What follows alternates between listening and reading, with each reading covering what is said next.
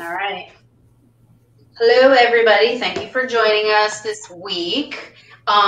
We are very proud, and we love that we got our guest this week. Thank you so much. He really doesn't need an introduction. I'm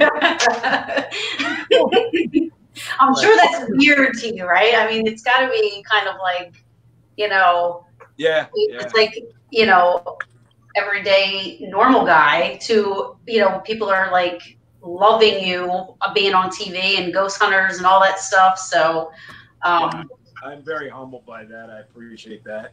I'm still just a normal guy.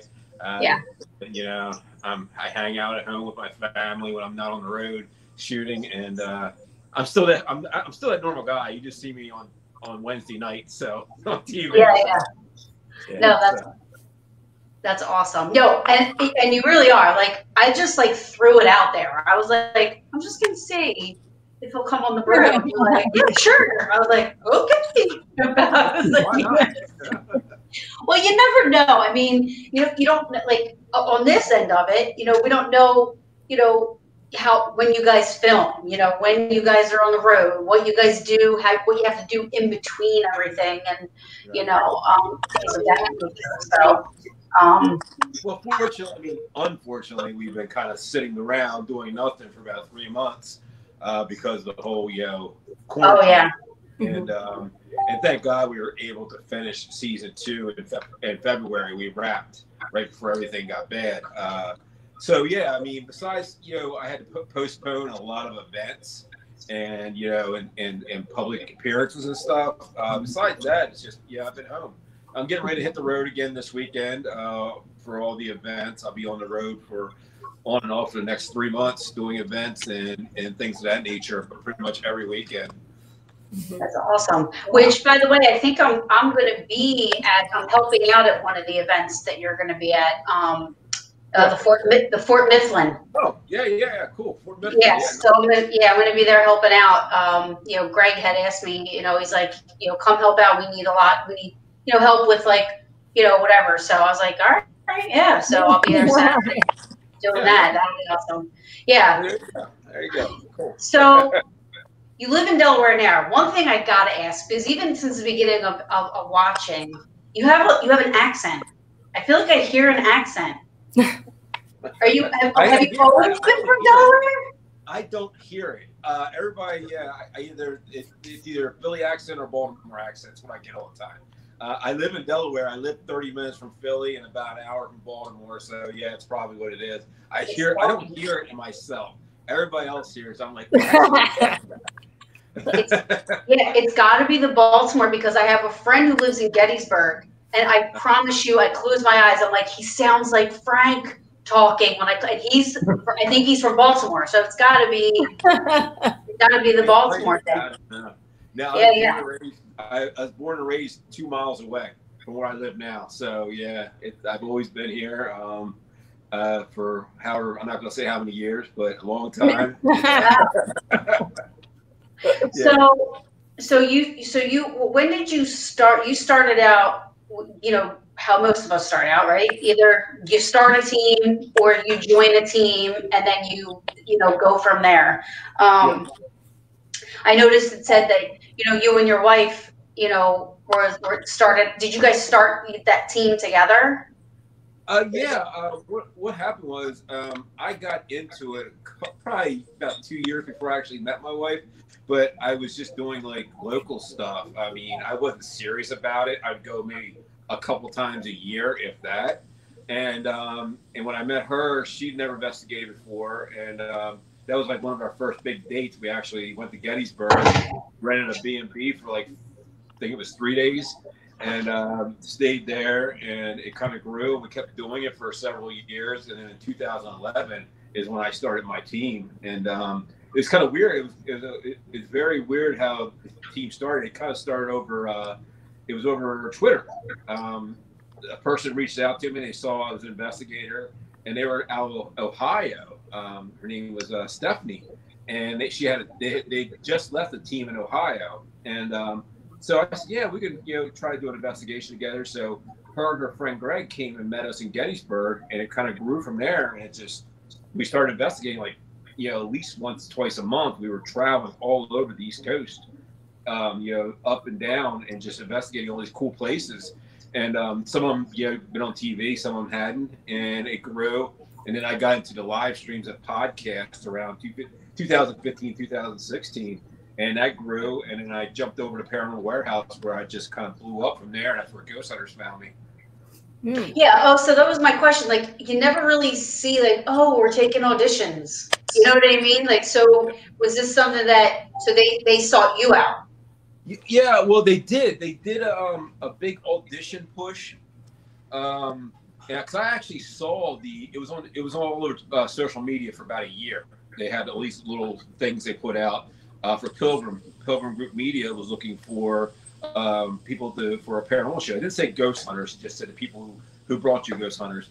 And I saw that for about a year, and I didn't think anything of it. I thought it was fake. That's what I thought it was. Mm-hmm. And all of a sudden one day I just get a phone call one night about 7:30 at night from LA, and I'm like, who's this? I mean, I don't know anybody in California. And they left a message, and I actually let it go to voicemail, and it was one of the producers, and he said, hey man, we came across your picture and your bio, and we want to interview for a paranormal show. And they didn't say ghost hunters. And I was like, okay. So I called him back. We played phone tag for a day or two, and the next thing I know, I'm having a meeting on Skype. And then I get off the Skype meeting, and literally they call me about, I don't know, 3 minutes later and say, hey, we want to offer you a 90-day contract to hold you so no one else can take you.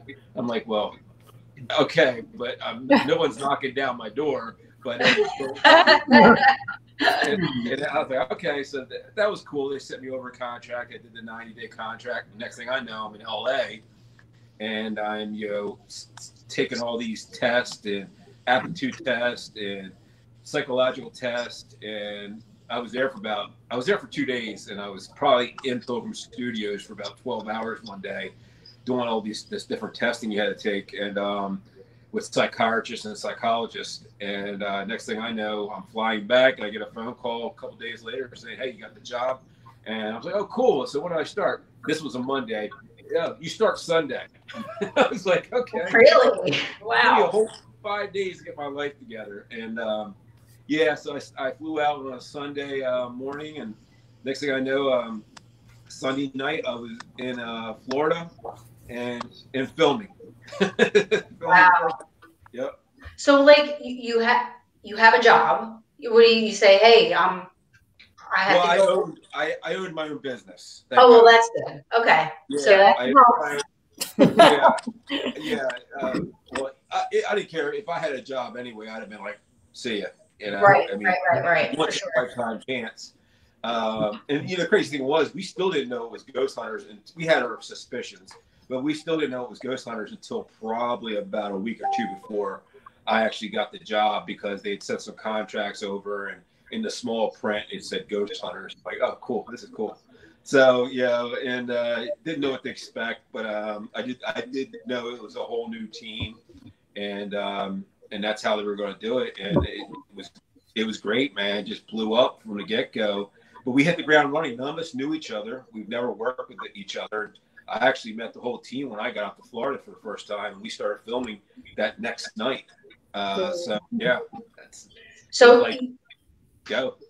Yeah, and you gotta like wonder. You gotta be like thankful that because when you're doing this type of stuff, everybody's got to click. You gotta trust each other. You gotta be able to investigate with each other. You know what I mean? And so thank goodness, everybody kind of just clicks and gets along, and from what we see. And I'm not telling you to dwell any stuff in the background. You know what I mean?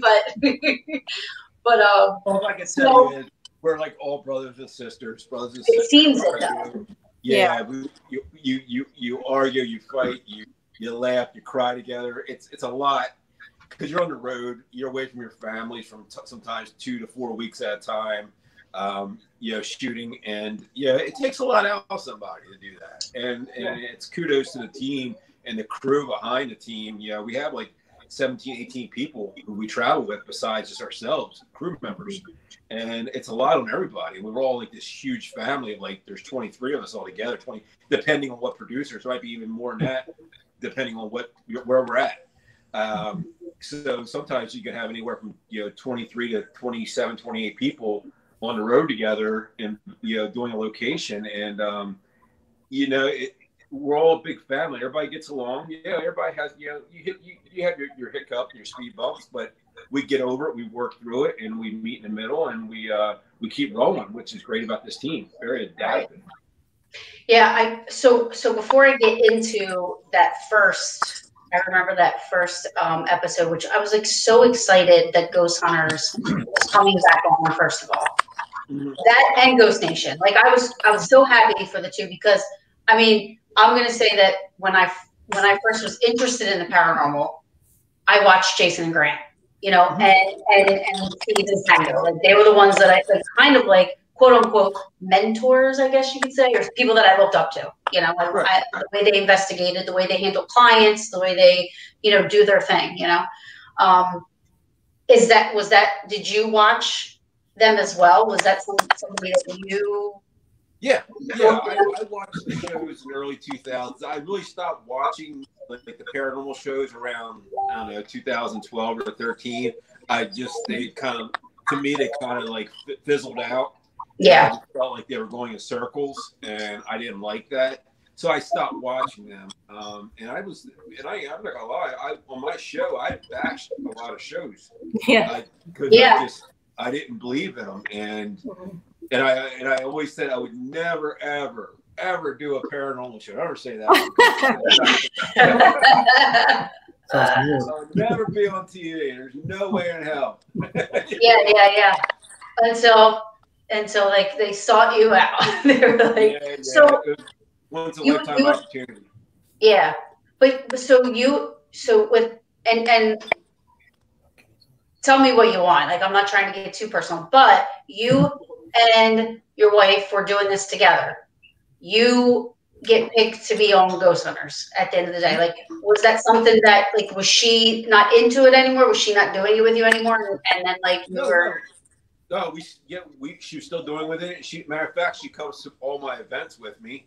But she knew that I was who they chose, and she very supportive and like, That's hey, awesome. Go for it, do it, and be the best at what you're doing. And she's very supportive. The whole team loves her. She's like a mother to everybody on the team, or sister. Just like all the husbands and wives, of the team members, they're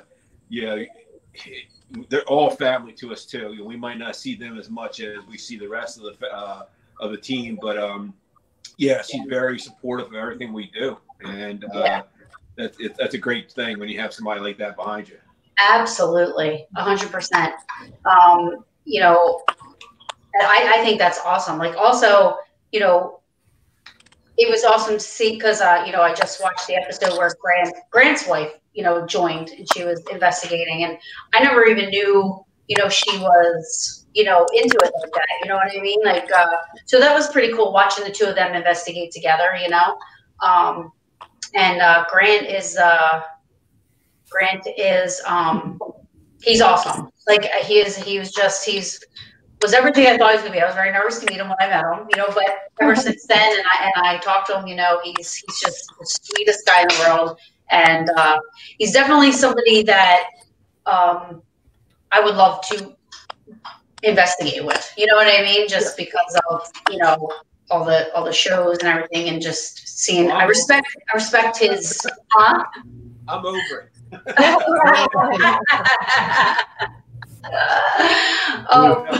Him and Rihanna are great people. Very down to earth people, and got all the respect in the world for both of them. They both were producers on the Grant's the executive producer. Rihanna was a producer on the show for a little bit. She kind of stepped back. She wanted to stay home with the children, so I get that. They're at the age where they're starting to graduate and things of that nature, so she went back home. But great people, really are. Mm-hmm. Mm-hmm. Yeah, I mean, I've only met her once, but yeah, she definitely has just the same exact, like, that energy they give off is awesome. You know what I mean? So I wanted to ask you about, so I watched the Alaska episode, I believe, when you guys were in Alaska, which I was like, I'm a baby when it comes to cold weather. And my boyfriend was stationed in Alaska, so he was there for 3 years, and I was like, "There's no way, dude." I was like, I couldn't have, couldn't have did it, However, that was where you guys got that white shadow. Wasn't that where you guys got that white shadow that kind of peeked out twice? Yeah, that was me. You got it. Yeah, that was you, right? You were by yourself. You went up there by yourself, and you got that. Yeah, that was it was actually I investigated in there twice. The first time I was with Mustafa, and we were up there investigating, and that's when I caught it on my body cam. I actually saw it with my own eyes, but when I saw it, I was seeing it in pitch black, and it looked dark to me. It looked like a shadow figure. But when it came up on the IR on my body cam, it was that white, like it was a shadow figure, but it was white basically. Right. Yeah. And it popped out twice. So then we left, and then Brandon and Brian came up with the EMCCD camera, and they captured it as well. But they captured it looked different. It looked more like a mist walking across the hallway. And then I went back up a couple hours later, like 2 or 3 in the morning, by myself. Like I said, I didn't want to go in there for any cameras, nothing. All I wanted was a GoPro, and I wanted to go up there because one of the claims were that the client and the eyewitnesses, every time they had an experience, they were by themselves. It was almost like trying to intimidate them. So I wanted to see if it would do that to me. And I went up there, and I had my GoPro on a selfie stick kind of thing, and it was just me, nothing else. No one else was in the building. And I did my thing I was in there about 45, 50 minutes. And had a lot of crazy stuff happen. Of course, you only saw maybe 3 or 4 minutes of it on the show, but it was, it was pretty wild. It was a wild experience. How long were you guys actually there? About 10 days. Yeah. Yeah, we actually got stuck there 2 extra days because of the weather. Oh, wow. It snowed every day we were there. The first day we filmed, it snowed 17 inches that night when we were filming. 17 inches? Yeah. So I would have been like, Amy, I need hazard pay. This is not even. Yeah. This ain't even. That's not the coldest place we were. The coldest place we went was Galena, Illinois. It was 6 below. I'm so happy you brought that up because that was awesome. Yeah, that was colder than Alaska. Yeah, it was 6 below in Galena. Wow. When we filmed it. You should know. Yeah. In Galena? Galena, Illinois, yeah. 6 below? Yeah, it gets cold up there. I'm from Illinois. Yeah. It was crazy. I remember getting off the plane in Chicago. We were filming in Utah, which it was about in the 30s, maybe 40s at the warmest in Utah. So it wasn't that bad. And then we flew straight to Chicago. And I remember getting off the plane, and my phone said 6 below. I'm like, no. And I remember having to go out. We were waiting for the rental cars to show up, and for whatever reason, we had to walk outside, and we were standing there. I'm like, why are we standing outside? It's like it was like 6 below. I'm like, this is crazy. And it was like a 3-hour drive from Chicago to Galena. And I remember we're like, oh my God, I hope it gets warmer by tomorrow when we start filming tomorrow night. And it actually, it was 4 below when we got to Chicago, and then it went to 6 below the 2 nights we shot. And it went up into I think it was like 10 or 15 degrees, and it felt like it was warm to us. Yeah. Yeah, right? Oh my God. Yeah, it was crazy. It was bad. I don't do well with cold. I don't do well with cold weather. I'm so not. I would have been so miserable. I feel like get me out of here. Mustafa and I are the worst when it comes to cold. All we do is cry and bitch about it the whole time. That's all we did. Between Alaska and Illinois, I think me and him complain more than anybody. But you know what's funny? You said about how when you went up there, because you were saying that it felt like they were being intimidated. That's probably why that thing. You're a big dude, So the shadow came out. I was probably like, oh yeah, I'm gonna have some fun. Oh wait a minute, no. I'm not that guy. It got me that first time. I tell you what, I didn't, because what people gotta remember, they're seeing an IR light, they're seeing a camera, and I'm seeing nothing but pitch black in that hallway. And it literally, it's like, I swear to you, it was like 22 degrees in the building because there was no heat in the building. And we're freezing. And all I remember is I'm looking down this dark hallway because we kept hearing something moving around up there. And I see this dark figure and you could hear it running. Boom, boom, boom, boom. Our audio girl, who was 2 stories below us, could hear it on audio. And it freaked her and the producer out. Because all you could hear is boom, boom, boom, boom, boom. And I heard it running toward me. And I seen this dark mass, and I didn't know if it was a person, an animal. I didn't know what it was. Right. And I just remember jumping out of the way and like kind of pushing him to stop out of the way. He was in the door jam. And he kind of moved back, and I jumped in. He's like, "What? I heard it." And I'm like, "Dude, something just charged me." And thank God I had the camera on because it'd have been, if I didn't, it would have been a personal experience. That's all it would have been. Right. Besides, we did catch a cool EVP at the same exact time too. Right. That was like, "That's me. That's me." Yeah. That's what it was saying. And that was pretty crazy when you put all that together, the running, that's me, and this thing, jumping out of the door, out of the hallway twice at me. So that was pretty crazy. That was pretty cool. I don't think I've ever seen a white shadow. You know what I mean? Like most of the shadows have been dark. I don't think I've ever seen that. And I was like, I probably rewound that like five times. I was like, trying to figure it out. My boyfriend, he's a skeptic. I'm like, babe, did you see that? Did you see that? Well, I tell you what, I have not had, like in the last, I guess that aired a month and a half ago or something like that. Ever since then, I've gotten nothing but people sending me pictures of their body cams they bought. Everybody's buying body cams now. Good. People are like asking me, what body cam do you wear? That's the one I want to buy. And all I'm like, yeah, it's crazy. Yeah, no, I've been saying this for the longest time. My brothers are police officers, so I was like, give me a body cam. They're like, you can't just give you a body cam, you know? I was like, I need one. And they're like, for what? I'm like, my ghost hunting. They're perfect. It's like having another investigator with you. You turn it on, you put it on your shirt or your jacket, and you go. You forget it's there. I mean, it doesn't weigh anything. Right, and you shared that. Somebody shared the ghost cam. I don't know if it was on your page or not the ghost cam. I'm sorry, the body cam.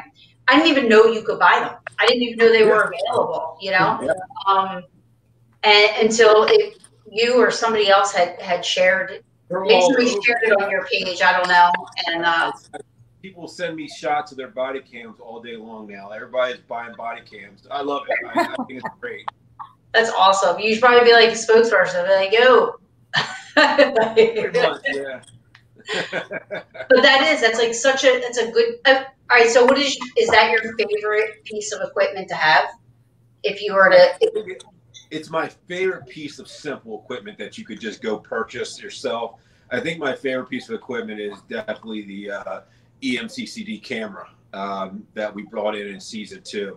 That's the one where Brandon had reached out to a friend of his in the scientific field, and we got this camera. And a lot of people don't realize, they think this is some camera that was made. It's not. This camera's been around for almost 40 years. It's been used by the military, by NASA, and by the scientific field to capture single photon events. And that's what it was made for. And we happened to get our hands on one.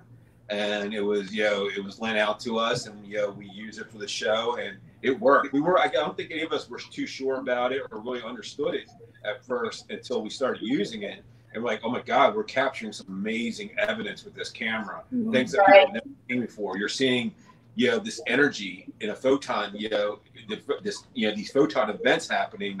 And some of them are in the shape of entities or these weird masses that you're seeing, and you don't see them with your own eyes. IR cameras don't pick them up. Thermal cameras doesn't pick them up. It's just this photon camera that picks it up. And it's pretty crazy. It's like seeing into another dimension. Yeah, no, that's awesome. I mean, I think that's cool. I don't use a lot of. I have a lot of old equipment. I haven't bought any new equipment recently. In a couple of years, I've always said, I'm not a big equipment person. a lot of the places that we go to, are historical sites already.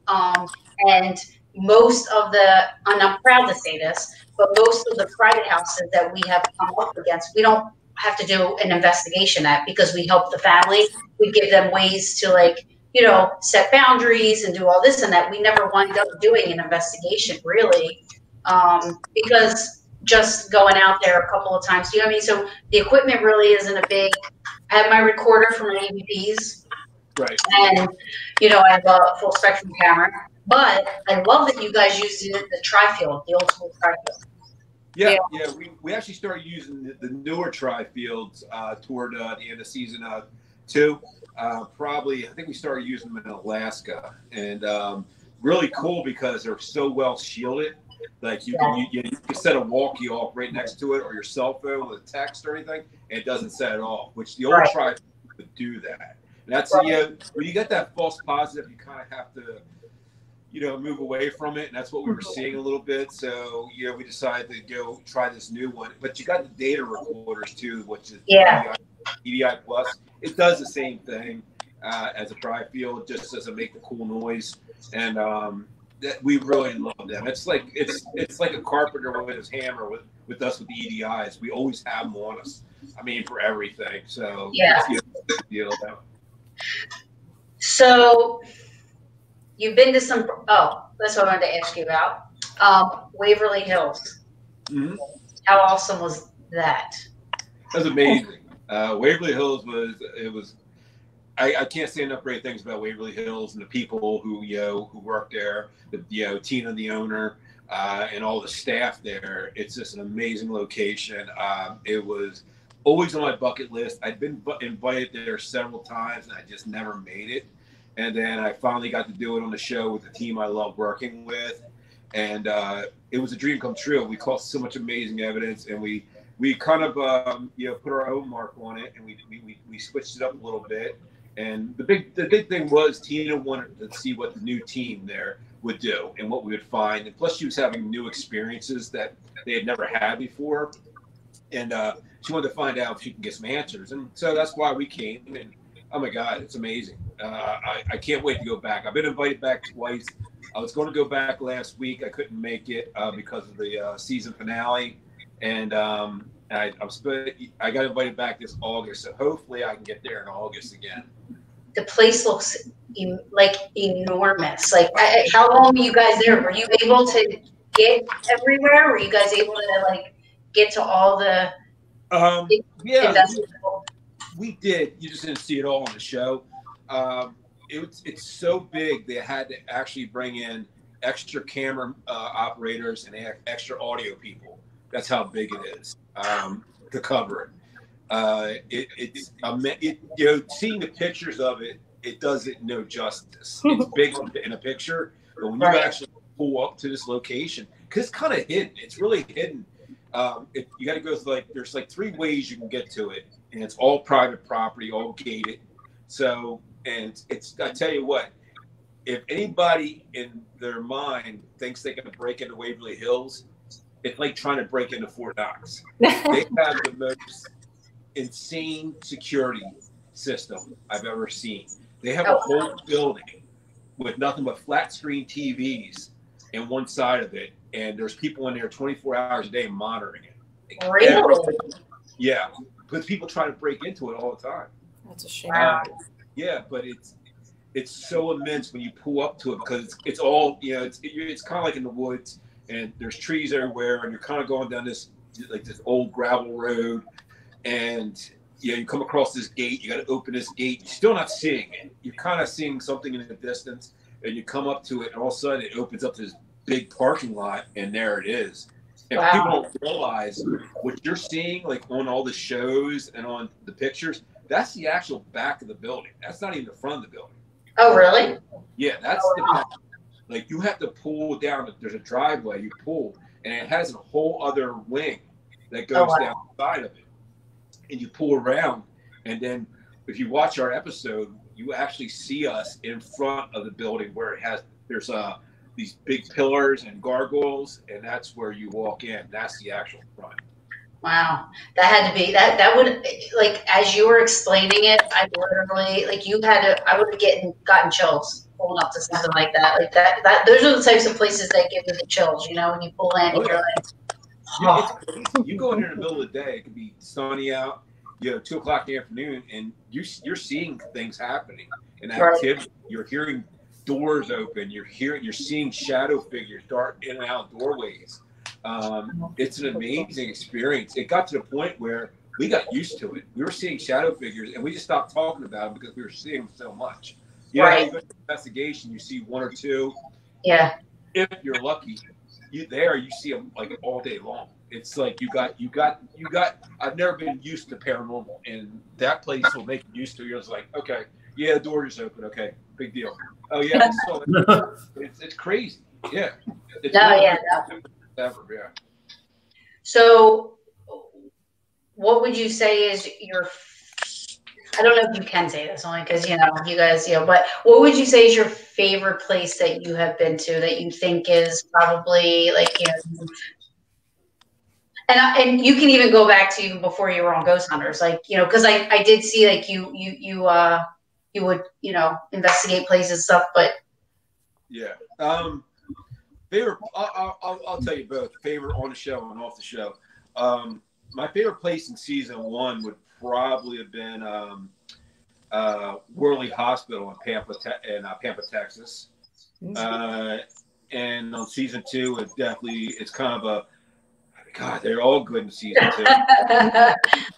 I mean, Waverly is probably the one I look forward to the most going to, because we heard rumors that we were going there, and then it kind of just disappeared. And all of a sudden, we found out literally like a week before we were going that we were going. So like, all right, cool, we're going to Waverly. Love that. But I think Galena was really great. Galena, Illinois, and Alaska. That was the Galena Mansion, right?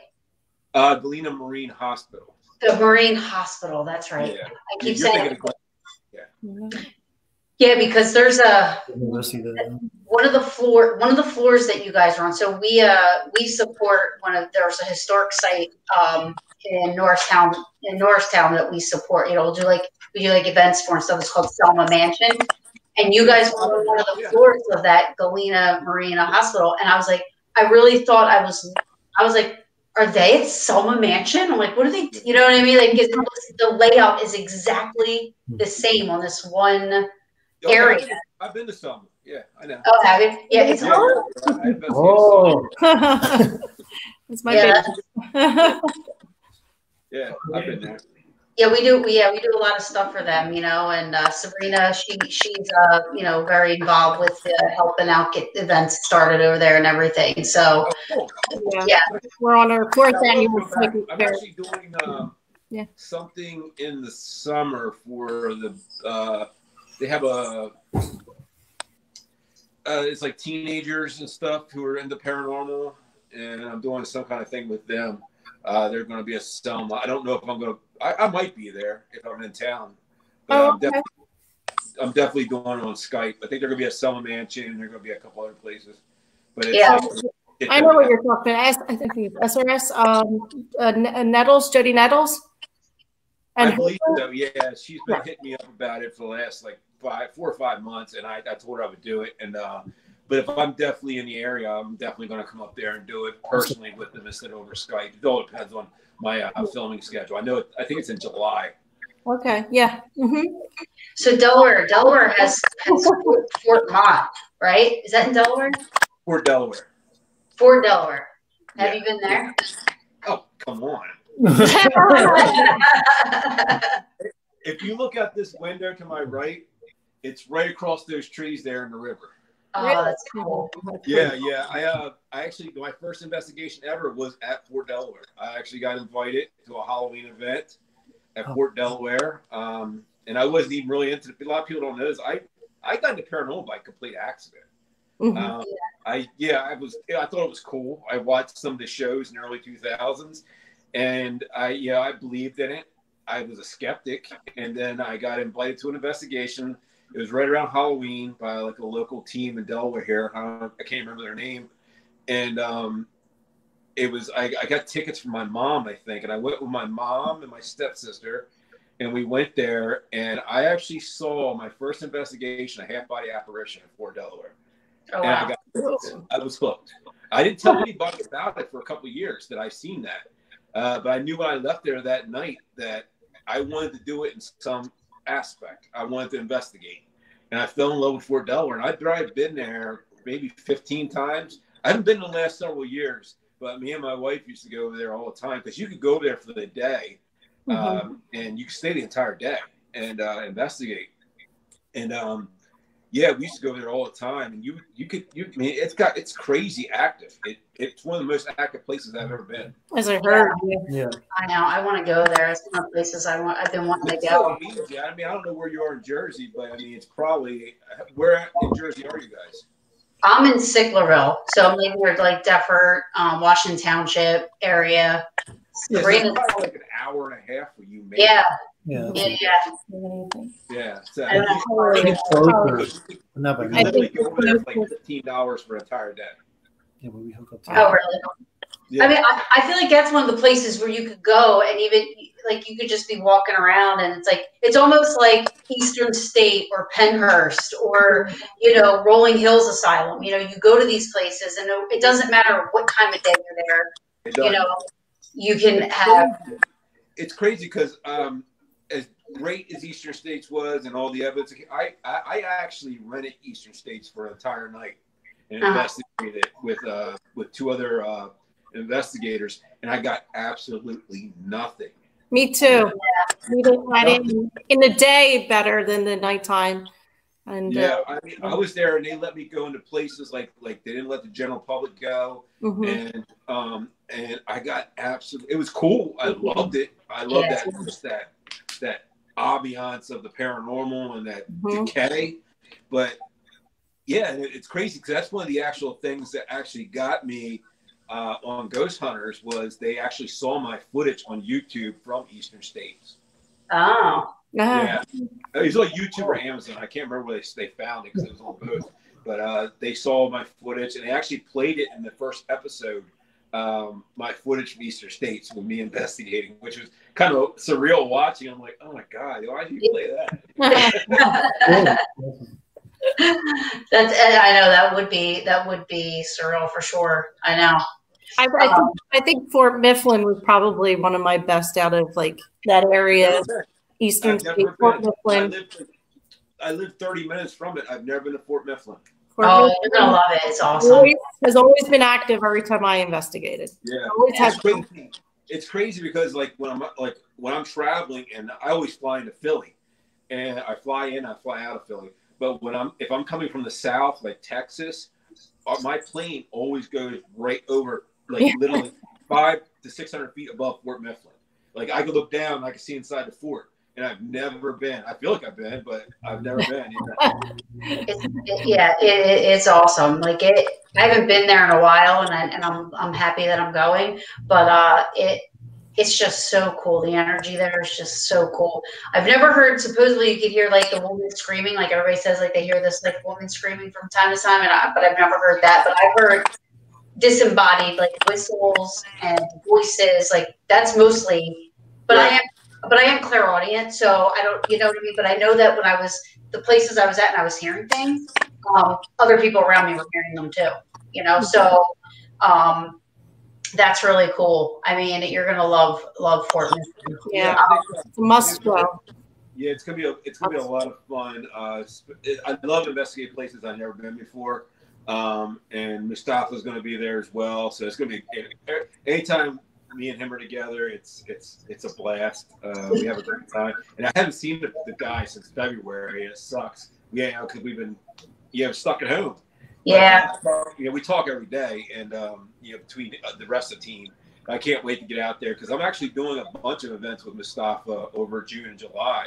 Between Virginia, Pennsylvania, right outside of Philly, Fort Mifflin too. So it's gonna be fun. It's gonna be a good time. Yeah.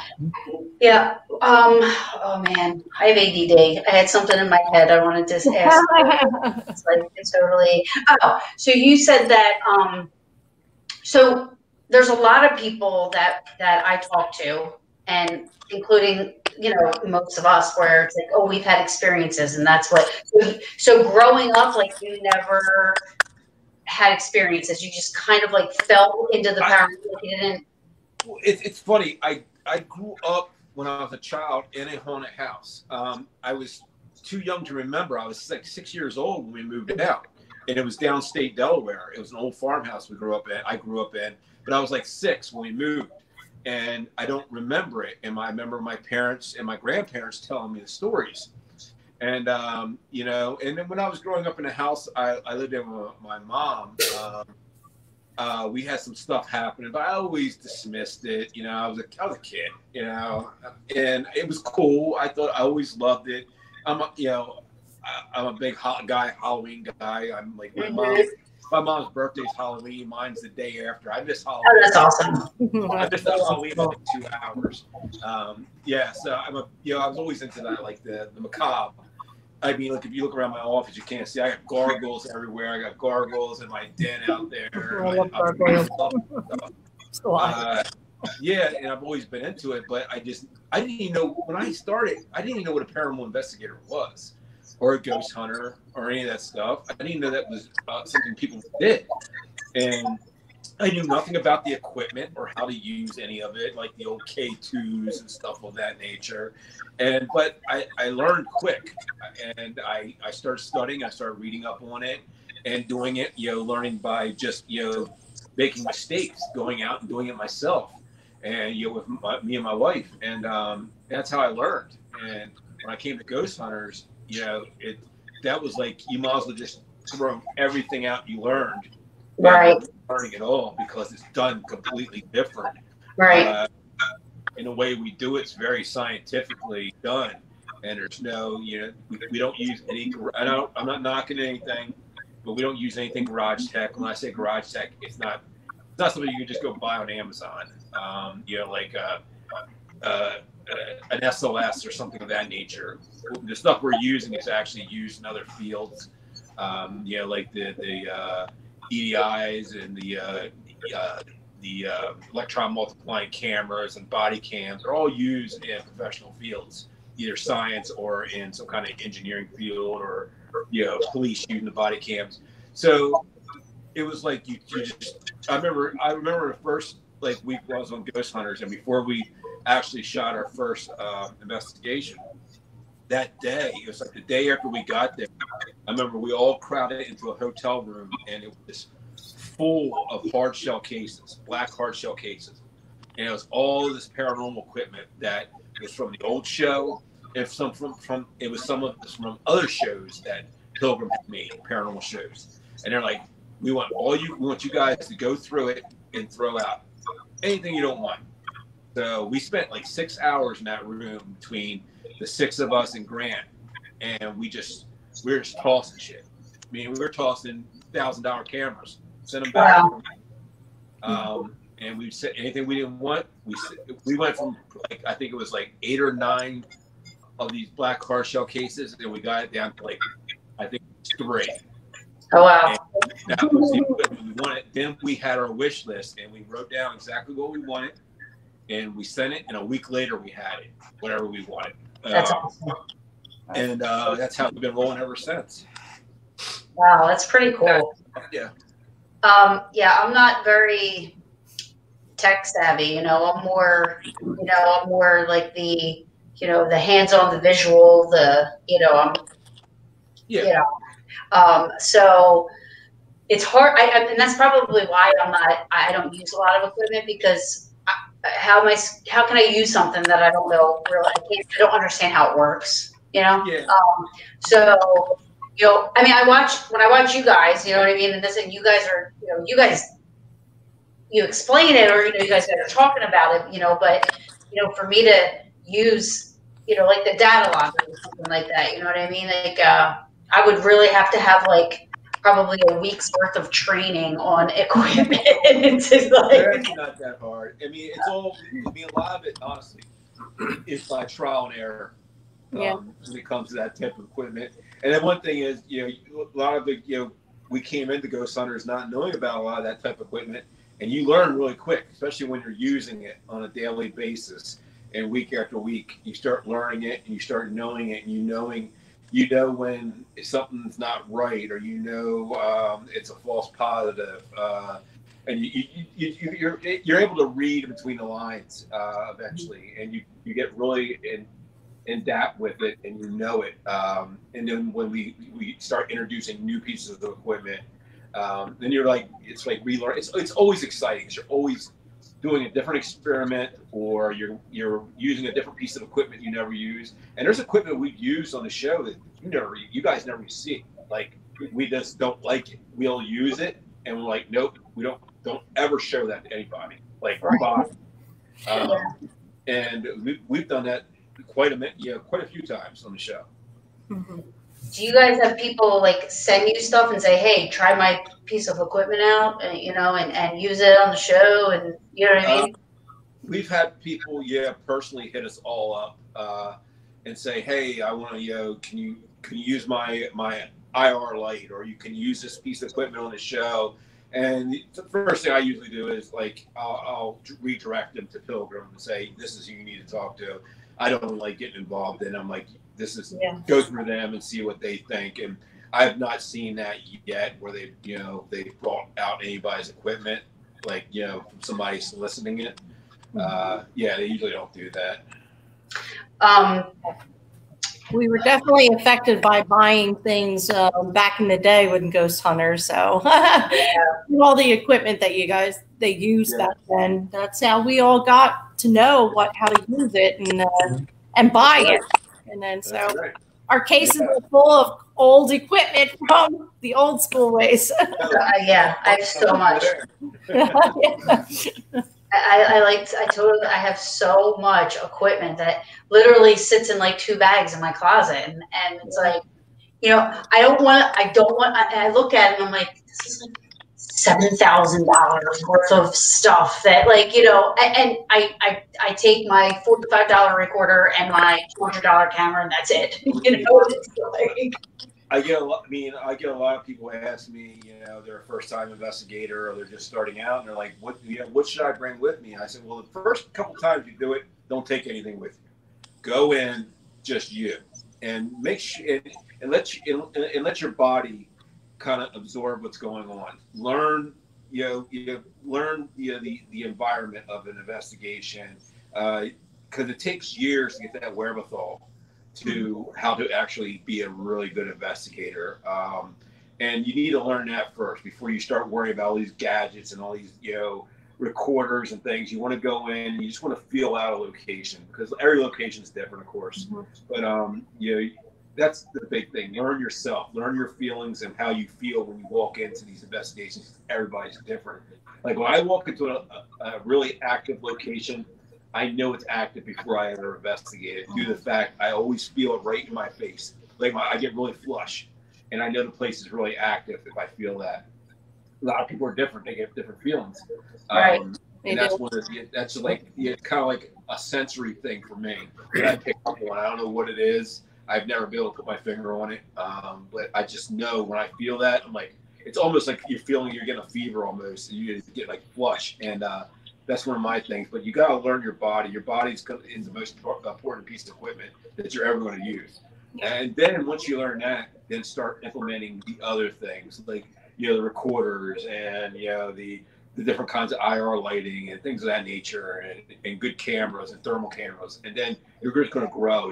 Before you know it, you're going to turn around, you're going to have boxes of equipment like I do and like you guys do, and you don't end up using it. I got an SLS right there that I've used one time. I bought it 4 years ago, and I used it at Selma Mansion.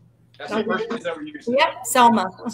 Selma. And I never used it since. And so I mean, some equipment you get and you use it once, you're just like, not for me. Yeah. So looking back now, though, before you started investigating, do you look back now and you think like, okay, I've always been sensitive, or is that like something that has built up over time? Because they always say, oh, it's that third eye, or that intuition, or that sense, being sensitive, is a muscle. You build it. The more you do it, the more it kind of builds up. I would never call myself a sensitive. I just get feelings when I'm in these locations.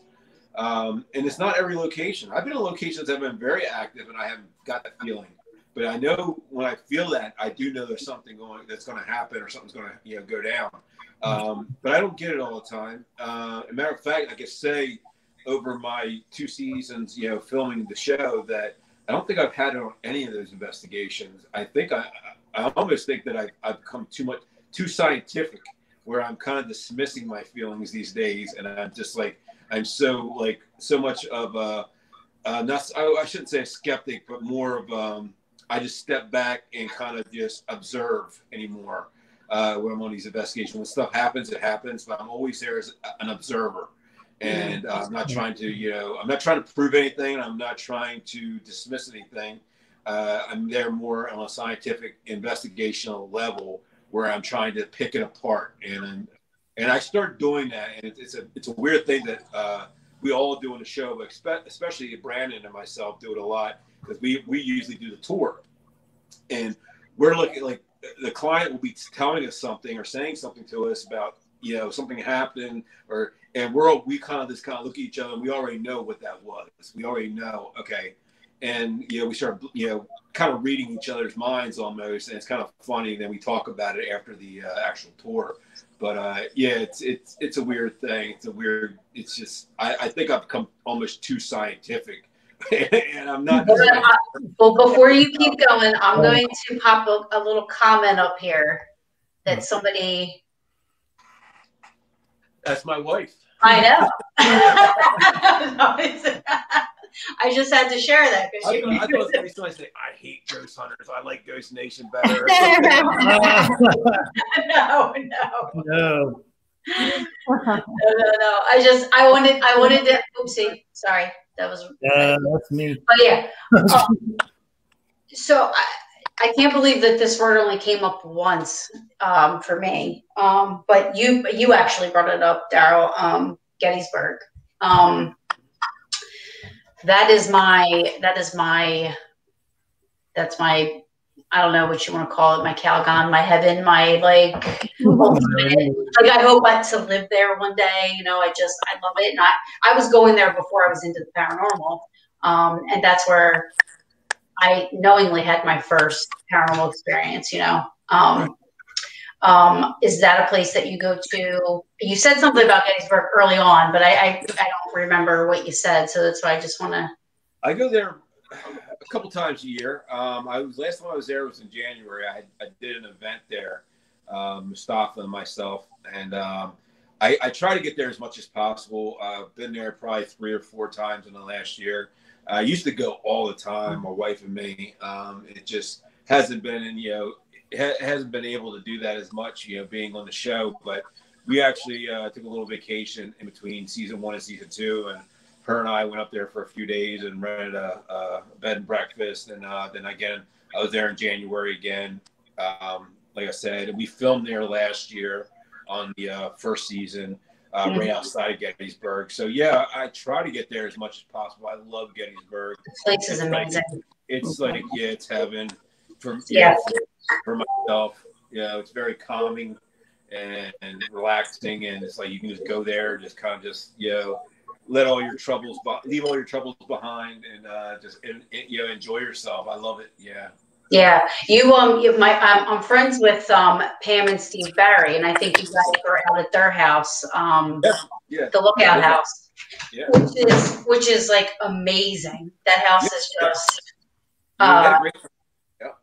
yeah. So I always I think I'm going there this weekend for I'll take day trips up there if I have to, because I go through withdrawal. It's one of those places where I literally go through withdrawal. I'm like, I gotta recharge my battery. I gotta fill my spirit. I gotta do something. You know what I mean? It's just that's my. We used to go there all the time, at least 3 or 4 times a year. We used to always. It was like religion for us we go and we'd rent rooms at the Cashtown Inn, and we would stay there for sometimes a weekend. It's my favorite. That's my heaven. Yeah. It's funny. I think the first time we ever went there it wasn't long after Ghost Hunters had filmed there, the original show. Yeah. We stayed there, and we had all kinds of crazy experiences happen. We were the only ones there too. It was wild. I think it was like February. I think they were there in December, and I think we went there like February or March. It was really cold out, and we were the only ones there. And we stayed in the hill room, and we had all kinds of crazy things happening. You hear somebody walking around upstairs on the hardwood floor, but there's no hardwood floor, carpet.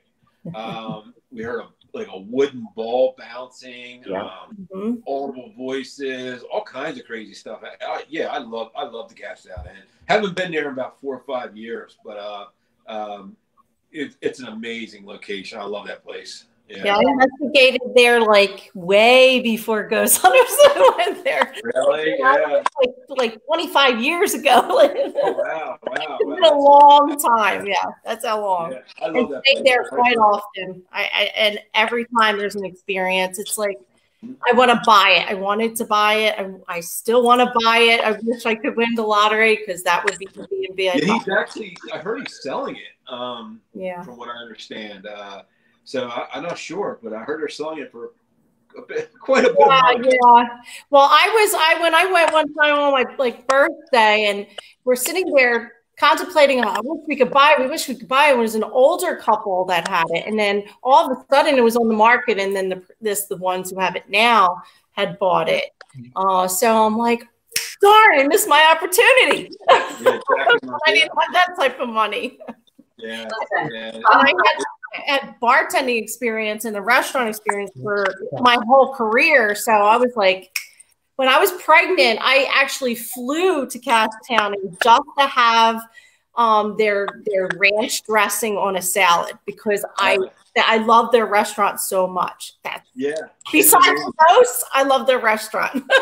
It was always an awesome time. I mean, even like anytime you will go there, you know what I mean? Like I would go to the reenactments every year, and at Cashtown they would have like the Confederate reenactors would all go there, and they would do all night long. They would sit there around fires, and they'd be drinking beers and doing music, and everybody would be out on the front porch, you know. And it's always a good time there. For sure. I remember one time I went there, and we ate dinner downstairs, and the bar was open, and we kind of just hang out drinking. I remember they kept the bar open while we were just hanging out, and I got up the next morning, and the guy's like, "Are you okay?" I'm like, "Yeah." I was sitting on the front porch. Said, "Dude, you drank 10 Guinness last night." I lost count after 10. I was like, "Yeah, I'm good, man." Yeah, I just love it there. It's one of those places where it's just so ironic how, like you said, it's like so peaceful, so relaxing, considering what happened 158 years ago almost. And you can it's the only place I've ever been where my brain actually, I sat there for 2 hours and thought about nothing. I just sat there. It's a place where you don't even want to take your damn cell phone. You're like, you don't want any electronic device. You don't want anything. You just want to just go there and just kind of like just go back in time and relax, you know, and you don't want to watch TV. You just want to go out and walk the streets and just take it in. See Robert Lee coming in. Somebody asked a question. Brett and Emma, is there going to be a season 3, Daryl? That I'm not allowed to answer. No worries.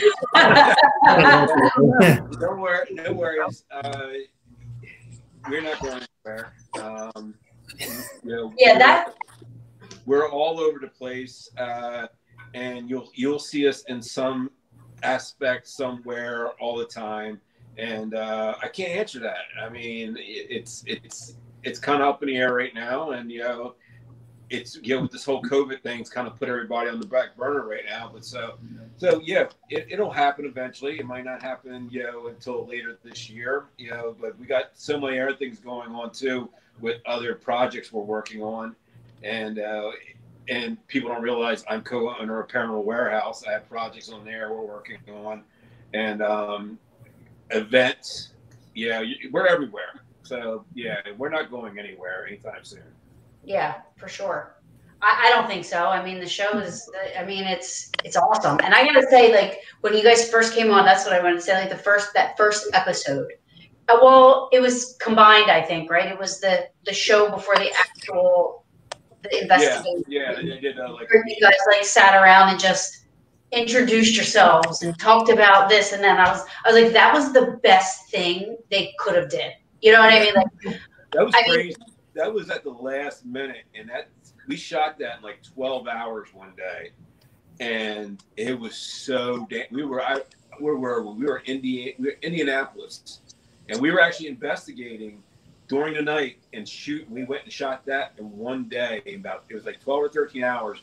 We were in this old warehouse, and there was no air conditioner, and it was freaking like the beginning of August, and it was so damn hot. Like, we were just melting. It was so bad. And it's that hot. It was so hot where you feel like you're just gonna, like, you want to fall asleep, and right there, just stay awake while we're doing this damn interview. And it was so crazy, and I'll never forget it. But they actually put that together in like 5 days. They filmed that, edited that, and got to A&E for the premiere. Yeah, that's crazy. That was awesome. Like, I loved that. Like, you know, it really, because then you go, it's like, you know, the audience who was so used to this old ghost hunter show, you know what I mean? And then Grant explained, you know, what happened, you know, because everybody's like, oh, what, him and Steve get in a big, huge fight? You know what I mean? Like, they hate each other, da, da, da, you know, and it's like, so for that whole process to happen before you actually saw the first show, you know, of an investigation was awesome, because the audience got to know you guys too, you know, after being so used to this other ghost hunter, you know, team. We got to know you guys, you know, before there was an actual investigation. So, you know, and then watching the investigation, it just made it feel like, okay, I know these people, you know, or I know these guys, you know, and that was awesome.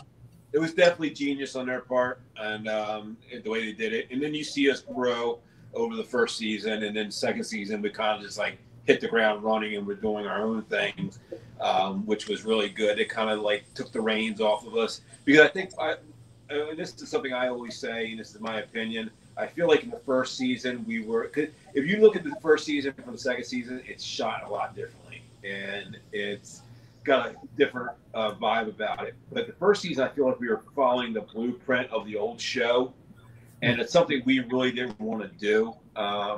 And we talked about it, and I remember us going to production and saying, hey, you know, to LA, like, we want to film this a little bit different. We want to do it our way and not do it the old way. And they're like, okay, if you're going to do that, it's your show, but we're going to put you in the most remote places we can find. And that's what they did. And it turned out amazing. Season 2 was just absolute insanity. Filming it, being there and then watching it, it was just like, oh my God, it was so insane. So do you watch it afterwards? Like, do you watch the season? Like, and do you critique yourself? You're like, oh, I shouldn't have done that, or I should have. Yeah. I was really bad about that in season 1. Season 2 came around. I was like, it's just me. And we'll see it. Like, we'll be on the road filming like an episode, and they'll send us some cuts from, you know, whatever episode we're working on, and we'll watch it. I'm like, okay, that's cool. And then by the time you eventually, like, we usually see it about a week before you guys do, and like the final cut, and then you look at it, you're like, okay, wow, that's amazing, that came out good. Or you're like, you know, I think we could have done this a little bit different. And I think we really critiqued ourselves a lot, and we really worked on that. All of us did, everybody on the show, on how we wanted to, you know, portray ourselves, especially to the viewer. And I think we pulled it off pretty well.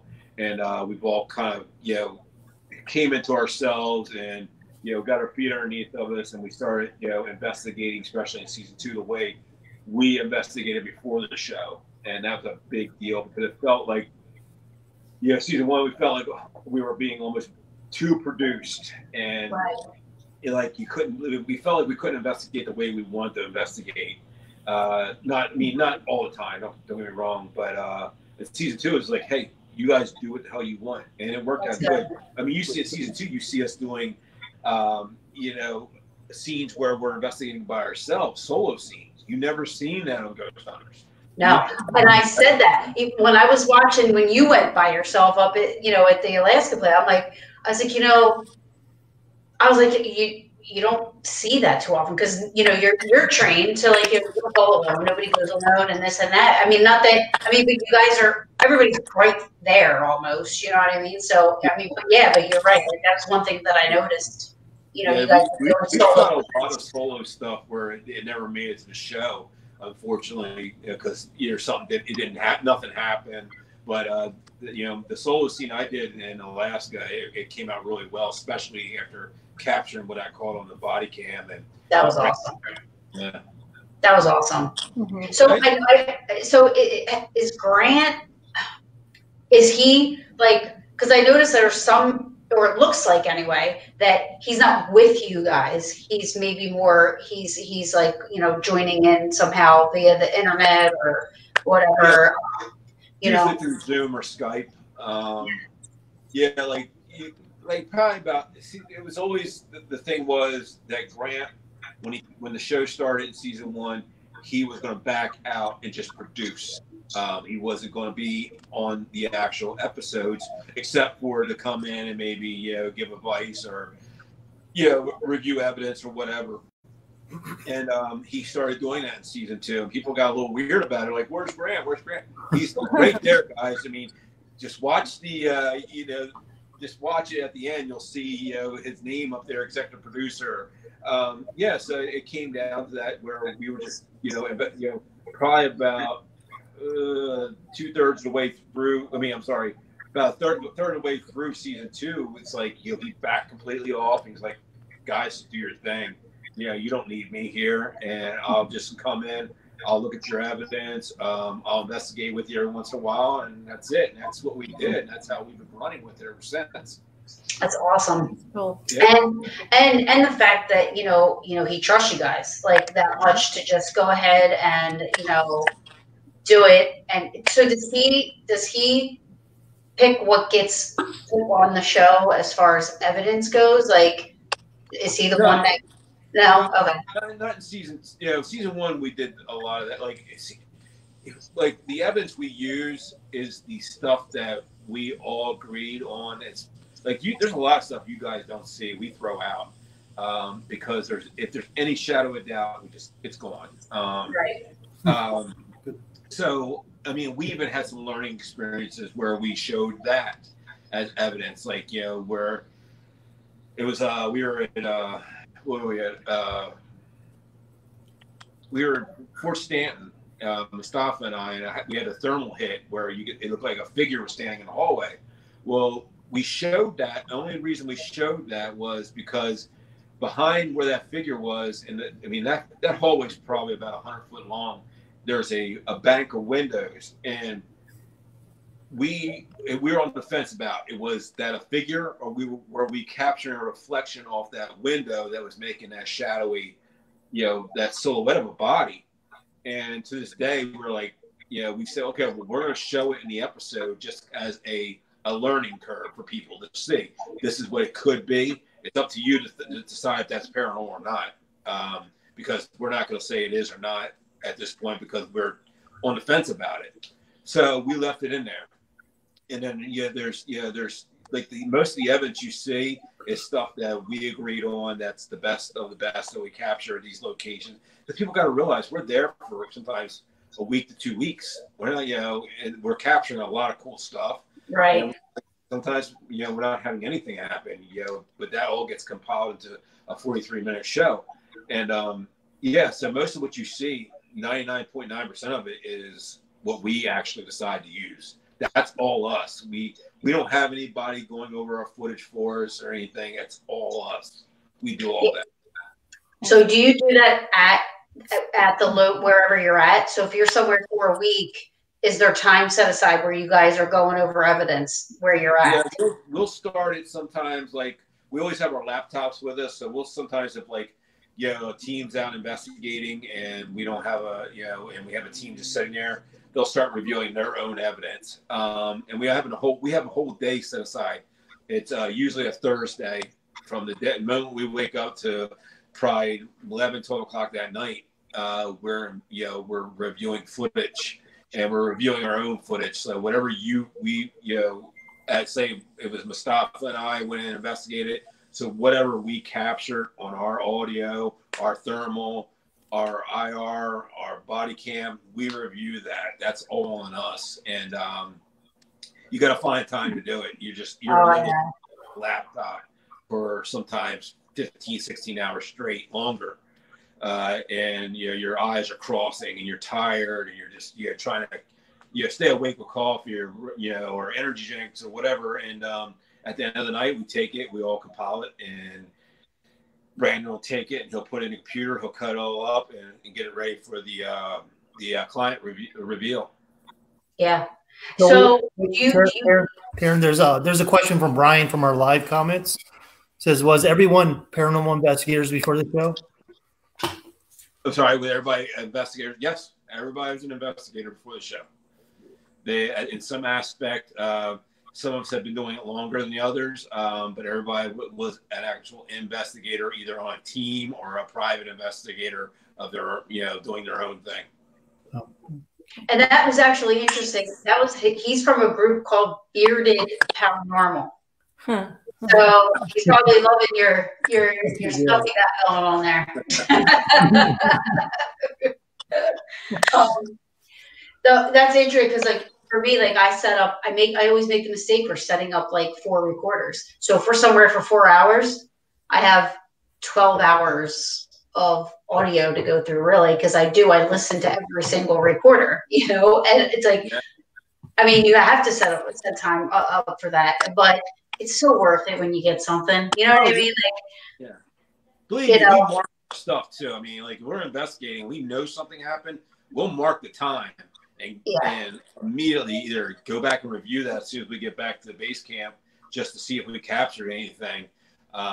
Because there are times you sit there, I mean, literally, and you learn over investigating, after doing it for so long, how to do it faster and what not to review and how to fast forward through certain things to see if something happened. You have to learn little tricks because literally there's not enough time in one day to review all that evidence. It's just not. You figure, we're investigating, we can be investigating people. We do runs, and a run will be anywhere from an hour to 2 hours.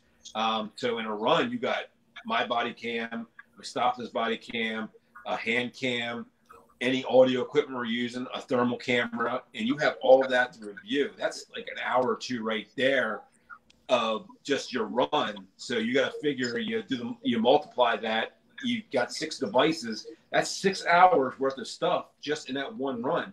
So you're there for a couple of nights investigating. We've had upwards of just, each team doing anywhere from 8 to 10 runs. So do the math. It's almost impossible. It's not hours in a day. And you guys own the rights to your evidence, right? Like the idea isn't like, oh, that's, this is our show. Like, I don't know if I'm asking the right question. I don't know what I'm trying to say, but like, like you guys, like, you have a file on your computer, like this is, well, it's owned by Pilgrim. I mean, we work for Pilgrim and A&A, so gotcha. It's owned by them. It's we found it, but it's owned by them. Yeah. Gotcha. I can't take that footage that I found working for Pilgrim on a piece of Pilgrim equipment and put it on the internet. No, I can't do that. No. Right. So I know we've been on longer than an hour. But I do have another question I wanted to ask you. So are you, now that you're doing it and traveling and, you're probably, are you investigating way more than what you used to? Like, did you find yourself? Yeah. Are you do you get sick of it? Are you like, okay, I need a break. I need a break. Let me put it this way. Yeah. It's like, it's a job. Yeah. It's the best job in the world, though. Yeah. If you're a paranormal investigator, you can't complain. You sometimes want to, then you think, what am I complaining about? What do I have to complain about? Yeah, it's a lot of work. It's a lot of travel. You're talking, people don't realize. They think, oh, yeah, they show up at dark and they leave at 3 or 4. We literally work anywhere from 12 to 16 hours days. So, and at some point, you got to figure out sleep and eat and everything else you've got to do in a day. I'm very religious with working out. So I work out like 6 days a week. So you got to fit that in. You know, you got to find a gym. You know, hopefully the hotel has a good gym. If not, you're looking for the closest place you can go work out. And you got, and eating and everything else. So there's a lot goes into it. It's nonstop. It's just, you probably average 4 to 5 hours of sleep a day if you're lucky. But you're always like on this high adrenaline rush too. Yeah, I imagine. It's like having a paranormal hangover for months at a time. Yeah. Yep. Totally know that. Know that feeling. Holy moly. Yeah. Is there one place that you've never been that's like your dream, like, oh my God, my bucket list? Yeah, I've said this probably 1,000 times. It's crazy because I was just there and I didn't get to investigate. It was Tombstone, Arizona. Oh, yeah. I wasn't just there. I was there in, when was I there? December. When we filmed in Clifton, Arizona. And I literally, when we flew into the airport, we had to drive like almost 3 hours to get to where we had to be. And we were still like an hour and 20 minutes from the location once we got to our hotel. That's how that's how far out Clifton is. But we had to drive right past Tombstone to get there. And I do have some people working on an event for me there coming up in the fall or winter. And hopefully I'll get there eventually to actually investigate it.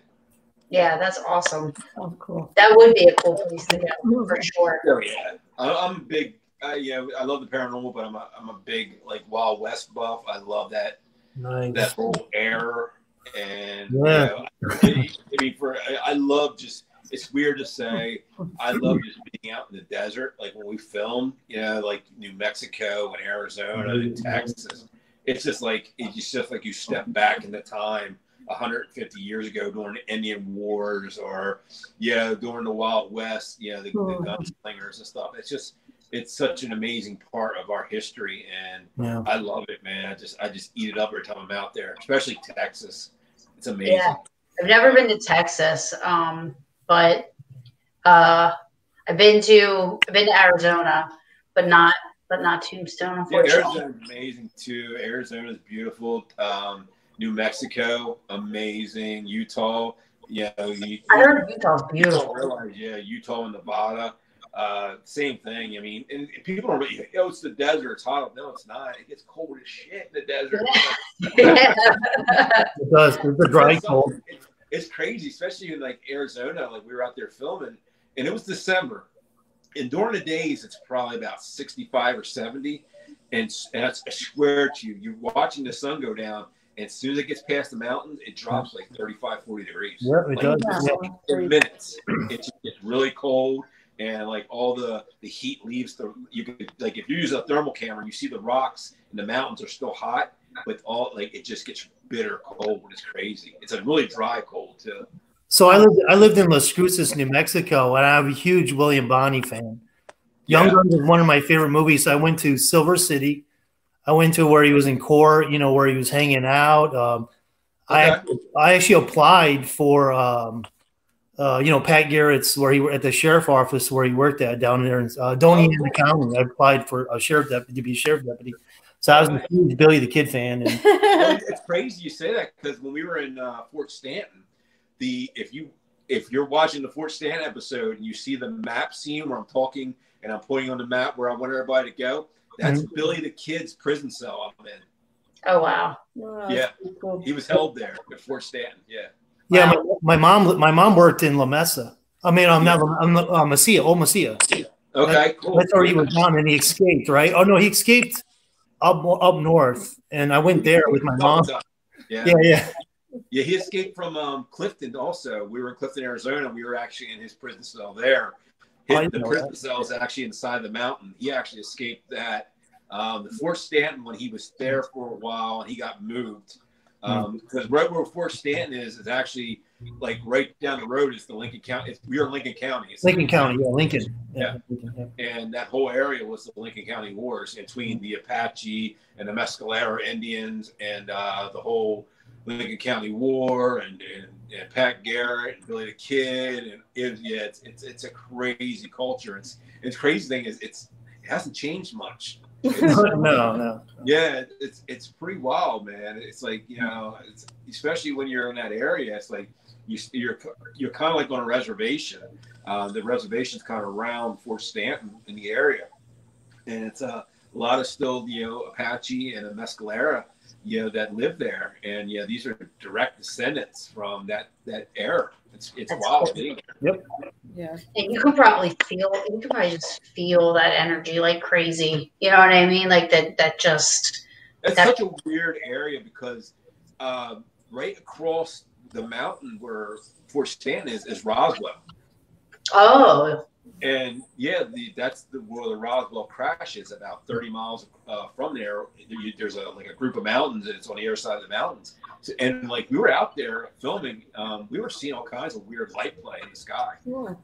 We actually captured some of it on our cameras, and it was it's just like at night. It's so like the sky is so bright because you're in a desert, and there's nothing really around you to soak it up like we live here with the trees and everything. You're out there, there's just cactus. That's it. That's all it is, cacti. And the sky is so huge and bright. You're seeing all kinds of weird things going on up there. Really? Maybe that's where I gotta go. I don't know. So you believe in UFOs? Yeah, absolutely. Yeah. It would be. It's insane for anybody not to think there's other intelligent life out there, and that we're the most intelligent. I'm sorry, no. Judging on the recent activities, no, we're not. They come past. It's like when they're flying through the solar system and they're coming past Earth. They roll their windows up. It's a bad neighborhood. Yeah. I agree. There's somebody checking in from Liverpool, the UK, Max, and he's just saying hi. And somebody else checking in from Ireland, Alberta. She's saying hi. Hi guys, how you doing? And I know we're like way past you. Yeah. Seriously, just saying because I can keep asking you questions, but Skinwalker Ranch. Mm-hmm. What do you think of that? Like, do you think I think that would be amazing to go investigate? I actually we were in Dallas last October, and we were hanging out with those guys from Skinwalker Ranch. At that point we didn't know anything about the show or ever heard of it. And they were telling us that we got the show coming out called Skinwalker Ranch. I actually got some pictures. We were all hanging out together. Great bunch of guys. I think it's a great show. I would love to go there. For the U.S. government to actually investigate that place for 20 years because of the activity there, something's going on there. When Bigelow was the developer who bought it, the billionaire, and it was basically a front for the government. And they ran that thing from like 96 to 2016. All kinds. There's a whole documentary on it that people should really watch. There's a lot of crazy. The show doesn't touch base on as much as the actual documentary did, but there's a lot of crazy stuff that went on out there. And the government, the crazy thing is, they were talking about us going there, and we couldn't go there because they were filming their show there. So I would have loved to went there because that would have been amazing to investigate the branch. Yeah. Have you seen the show of the Unexplained with William Shatner? I saw the commercials for it. I know I've never watched the show. No. If you get some time, you have to check that show out. Yeah. It's awesome. He not just because it's Shatner, because he's in himself he's cool, but the topics. They touch on it's paranormal, scientific, all kinds of stuff. It's such an interesting show. I learned it's so educational, but yet they also bring in the paranormal side of things, whether it's the UFOs or whatever the case may be. They talk about lost civilizations and you know what I mean, all kinds of stuff. You're just like, it makes you want to go to places that you never even knew existed, you know. It's just like, you know, one more question and then I'll let you go. Okay. Better. Favorite horror movie? The one right there on the wall. Salem's Lot? Yeah, it's one of my all-time favorites. I don't know if it's someone when I was a kid. I remember seeing it, and it's not the greatest horror film, you know, but it was just the way it was done and the story behind it. I think if they redid it today, it'd be a lot better. But I think the vampire in it was just insanely scary, you know. Exactly. Me too. Insane. And they really didn't show a whole bunch of him. They kind of showed him, you know, toward the end a little bit, and when he like this ball of like clothing comes through the window, and he grows in the middle of the floor. It's just, I remember seeing it, and I had to buy the picture, and I got the Blu-ray finally on it, and I love it for some reason. Yeah, it's amazing. Unless you guys have any more questions. I do. I feel so bad. I've taken up an hour and a half of your time. I'm like, it's an hour, and so let me ask him a question. Have you ever played rugby? No, I have not. No. you fit the front row. You fit a position. You play rugby. Well, if you're ever interested, you know, the Delaware Rugby League is in Delaware in Wilmington. No, for players. Well, I'm getting a little old for rugby. I'd probably get out there and I'd probably break something. So that's true. Yeah. Stay healthy. The contract. Don't violate your contract. Anyways, that was it. Yeah. If I get out there and snap something, I'll be hurting for a while. So coming up is Fort Mifflin your next? Well, yeah, I've actually I've got a list of events here. I want to get out there real quick. June 6th, which is this weekend, I'll be at the Exchange Hotel in Gordonsville, Virginia. There's still a few tickets left. I think there's maybe 3 or 4. So if anybody's in that area and wants to come down and check me out, it's an investigation, a meet and greet, and all that good stuff. And June 13th and 14th, I'll be at the Applewood and Colonial B&B in Williamsburg, Virginia. That'll be Mustafa and myself for a 2-night event. The one night, the 13th is sold out, and I think there's 3 tickets left for the 14th. July 17th and 18th, I'll be at Halderman Mansion in Bainbridge, Pennsylvania. I've been there before. I like that. Yeah, it was a really good investigation. And no, I'm sorry. Then I skipped over Fort Mifflin. Fort Mifflin is June 26th and 27th at Fort Mifflin, right outside of Philadelphia. Which that's really cool. You won't be disappointed. Yeah, I'm very excited about that one because I love the big locations, and I love the fact it goes back to the Civil War and before that.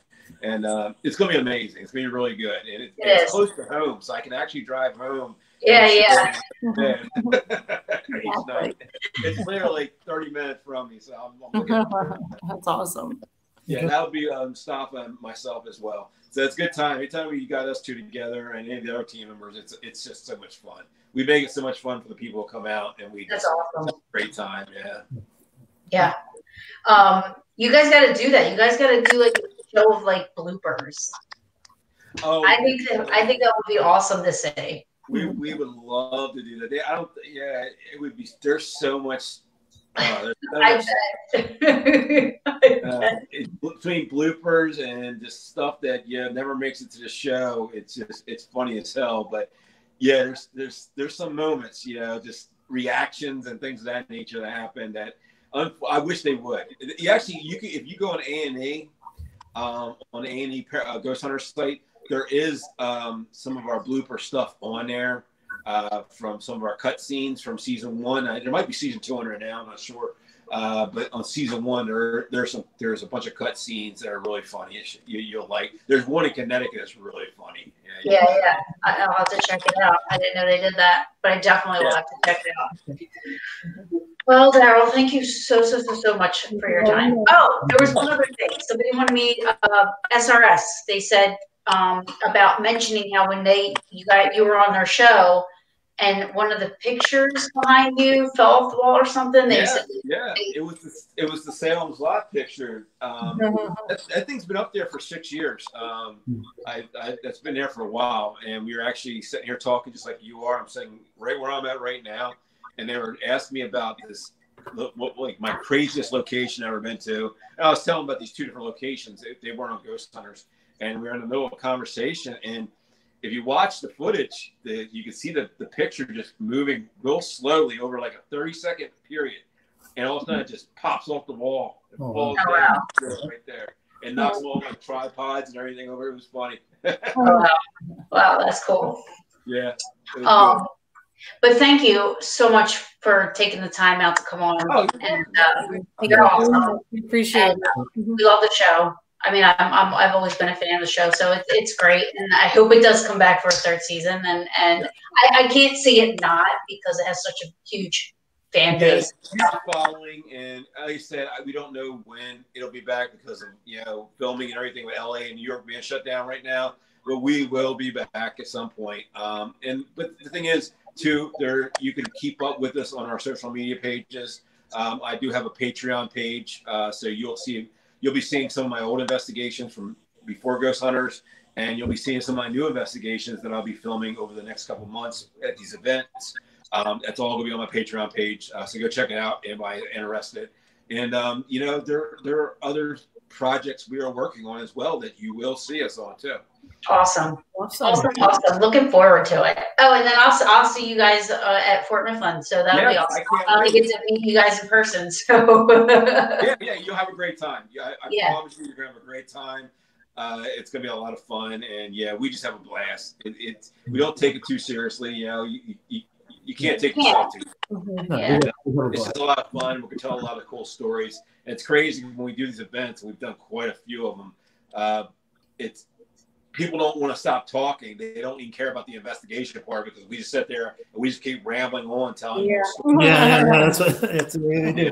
That's the best part. We just sit there. I love talking to the people, the viewers, and the people who love the show and they're following the show. And when they finally get out there and meet us, and it's crazy because the management company I work for, Flumery, they've worked with a lot of talent in the paranormal field, and it's crazy. I don't mean to be a dick or anything, but they say that when the talent, when the people come investigate with us, they love us the most because we actually stay afterwards and we talk to people. We don't just leave.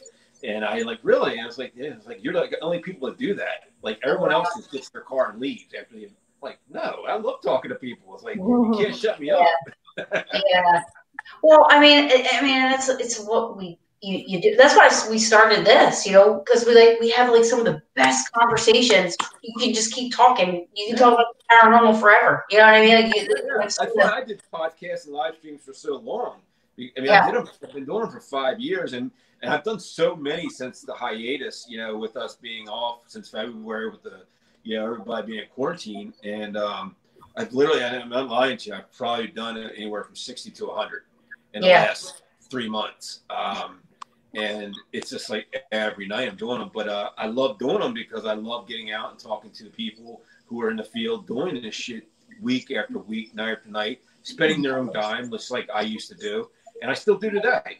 And, people are out there, you guys are out there spending your mortgage payments on investigating. And I love telling those stories to people because I'm that guy. I mean, I'm the same person. What you see on the show, what you get here is who I really am. So it's a great time. Yeah. That's awesome. It's good to see that people can stay kind of humble and level-headed, and when you got people all of a sudden coming up to you that, oh my God, can I have your autograph? Oh my God, you're that guy on the show. Can we have a picture? And it's like. It's humbling. It definitely is when that happens. It's great. I appreciate it, but people think they're bothering me when they do that, and it's not. It's funny. I have it happens a lot to me in airports and stuff. But I've had it happen, here in my hometown, where I'll just be at Walgreens and some little old lady or old man will walk up to me, "Are you the guy from Ghost Hunters?" I'm like, yeah. That's awesome. Yeah, thank you. That's great. Yeah. That's awesome. Well, I thank you so much for coming on again. And I look forward to meeting you, and hopefully you can come on again sometime and just chat it up and hang out, you know? Yeah, anytime. Maybe we'll come on and talk about some of our new projects coming up this summer, and you know, when we're kind of like in between things, and maybe promote some of that stuff. Absolutely. Anytime. Anytime. Yeah.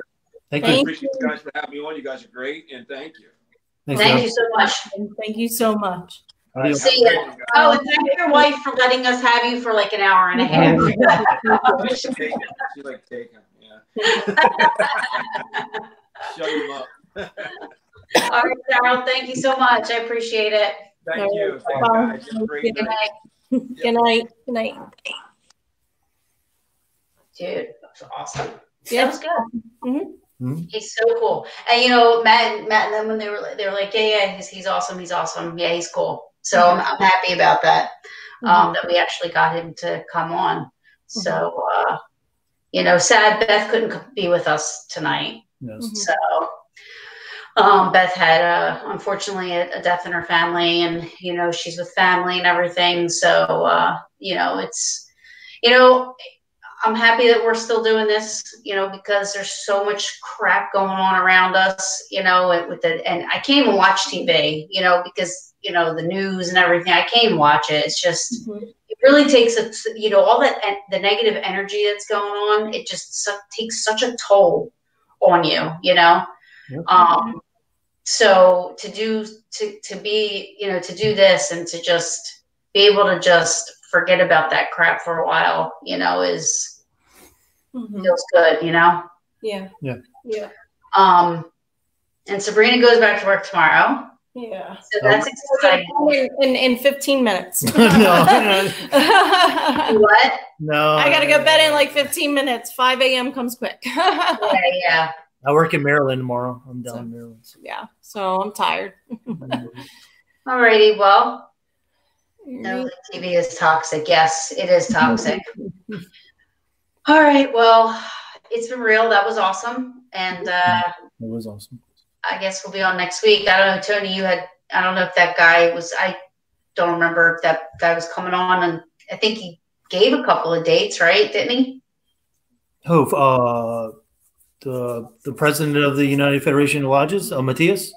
Yeah, were you messaging with him, and didn't he give a couple of dates that he could come on? Or well, that was me. That was me that gave him an option. Either it was supposed to be this week or next week. So I gotta follow up with him. But it's been really busy over there. I guess they had an election. So, but I'll reach out and see if he can come on. Yeah. You know, So we'll be on next week, and hopefully we can get, you know, hopefully Beth will be back, and we can get somebody to come on. And you know, I don't know how we follow up with Daryl from Ghost Hunters, but I mean, yes. Well, Matthias would be one of them. Matthias is, that would be great if he can come on. Yeah. So, you know, I'll wait, and you know, we'll wait and see if we, you know, if you can reach out, and maybe, you know, hook that up. Okay. That'll be cool.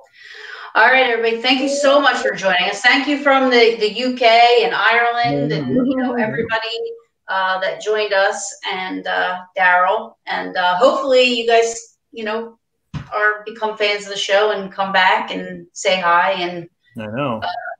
Follow us. All righty. Awesome. All righty. All right. Good night, guys. Good night. Be safe. Night.